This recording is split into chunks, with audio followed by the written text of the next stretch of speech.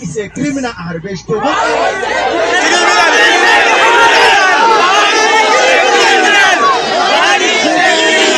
kuma ya ce musu duk yaron da ya rubuta Buhari is a criminal a harbe shi. Ba haka ma suka fito da soja suka aje su a can kofar da waccan kofa, even though ya je wani yawon shi na iskanci na karuwanci na sata na shan jini ya je ya dawo yau. So za a ga tun daga hanyar airport 'yan sanda ne da sojoji akan hanya wai Buhari zai dawo. Allah ya tsine mishi albarka.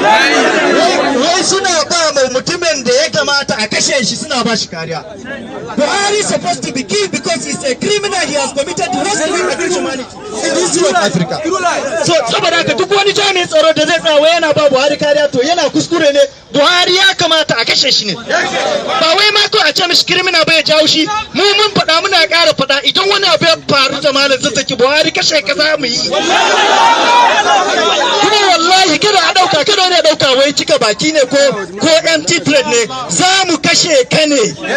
Saboda haka mu faɗa mu ƙara faɗa ba ma criminal bane, idan wani abu ya shafi jagoran mu wallahi za mu kashe ka. Da Buhari da Mungunu da mutanen shi da suke cikin DSS da Abba Kyari da Nasiru Rufai, idan wani abu ya sami malam Zazzaky mun san ku, mun san gidanku, mun san iyalanku, wallahi tallahi ba zai haifa muku da mai ido ba. Wannan su san da sanin cewa in wani abu ya sami malam Zazzaky to su ne kuma za su duk abin da ya same su suka ja. Saboda haka ya ce ma sojoji duk wanda ya rubuta criminal su harbe shi. An rubuta ko ba rubuta ba? Yawwa har soja wurin ya faɗa ya ce abin da ya sa aka aje mu a nan an ce kada mu bari ku wannan rubutun ne kuma ba yadda muka iya. Ashe soja ba yadda ya iya. Yawwa to shi yanzu ya ƙara fitowa da wasu sojoji ya kawo ma guard brigade. A shirye muke mu bada jinin mu, ya kamata mu sani kuma wallahi tallahi suna jin tsoron yawa.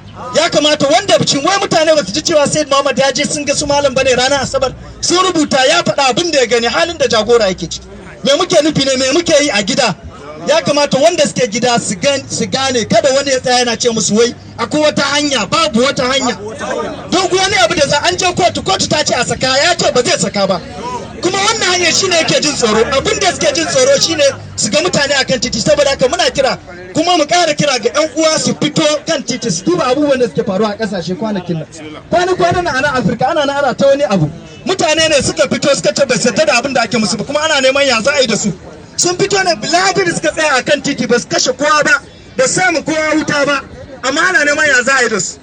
To mu ma ya kamata mu fito ne, muna nan akan titi kuma duk wanda ya taba mu za mu taba shi. Duk wani soja ko dan sanda da yake jin cewa an ce in yaro ya rubuta criminal ko ya ce criminal ka harbe shi, wallahi idan ka harbe mu za mu rama. Yawa so kowa ya sani, ya kamata su san cewa in dai kurcin dan sanda za a bashi bindiga ya zo ya harbi, to kada su dauka cewa za su yi kisa su tafi a banza.